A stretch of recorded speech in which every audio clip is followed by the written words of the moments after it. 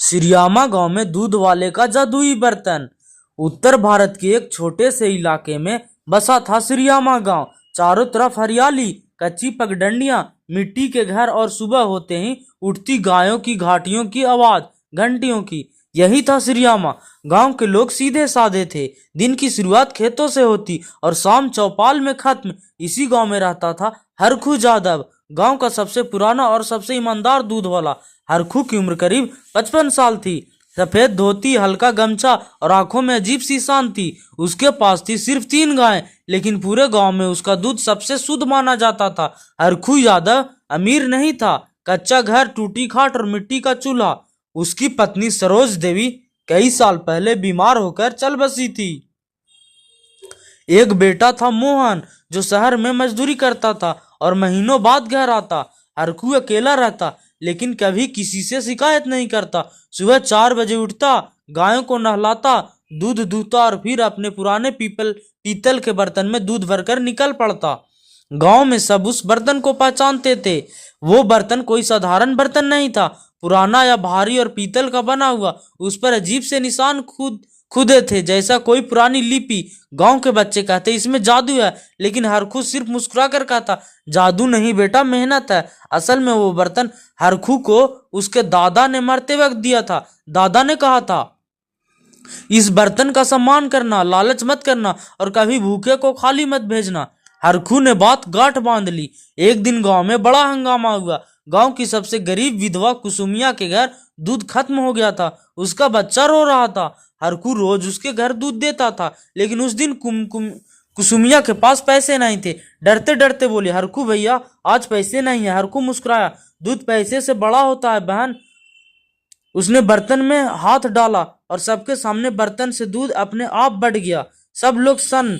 उस दिन के बाद बातें फैलने लगी। कोई कहता हरखू जादूगर है, कोई बोला उसके बर्तन में भूत है, कोई कहता वो तांत्रिक है। लेकिन हरखू चुप रहा। वो जानता था बर्तन का जादू तभी चलता है जब नियत साफ हो।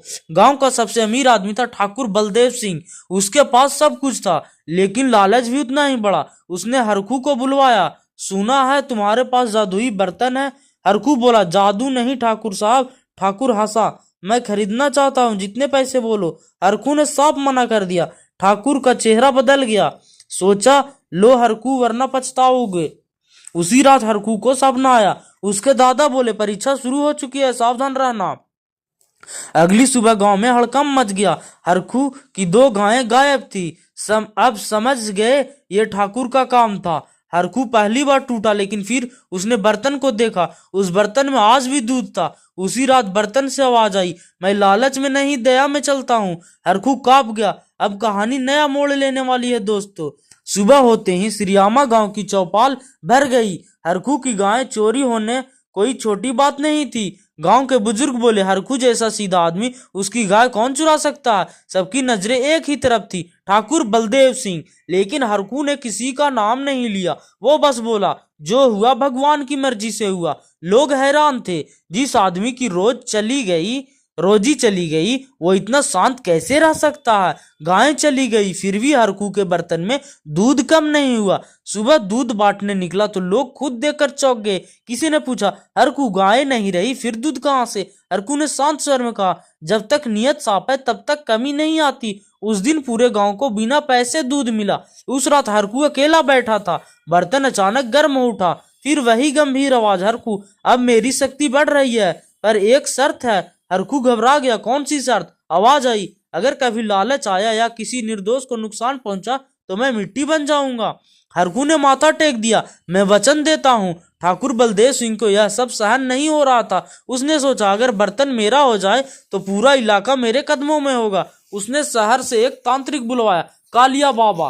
कालिया बाबा ने बर्तन की कहानी सुनी और बोला, अगर वो बर्तन सच में जादुई है तो सिर्फ डर से छीना जा सकता है। इसी बीच हरखू का बेटा मोहन गांव लौटा।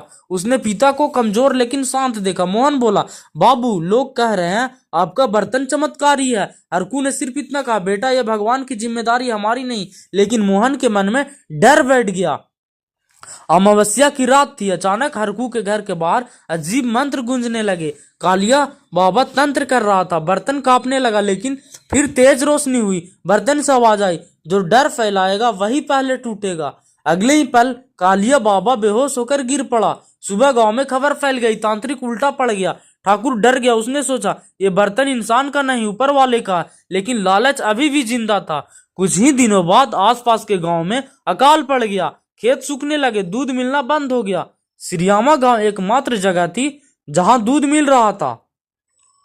सब हरकू के दरवाजे पर पहुंचने लगे। हरकू ने तय किया, जो भूखा जाएगा खाली नहीं जाएगा, जो भूखा आएगा खाली नहीं जाएगा। दिन रात दूध बांटा गया, बर्तन कभी खाली नहीं हुआ। लेकिन हरकू कमजोर होता जा रहा था। मोहन बोला, बाबू खुद के लिए भी सोचिए। हरकू मुस्कुराया, सेवा में ही जीवन है। ठाकुर आखिरी चाल चला। उसने पूरे गांव के सामने ऐलान किया, अगर हरकू बर्तन मुझे दे दे तो मैं हर परिवार को जमीन दूंगा। गांव में सन्नाटा छा गया। सबकी नजर हरकू पर थी। हरकू ने बर्तन उठाया, भीड़ की सांसें थम गई। उसने कहा, अगर इस बर्तन से गांव का भला होगा तो मैं दे दूंगा। बर्तन अचानक भारी हो गया। फिर आवाज आई, अब अंतिम परीक्षा है।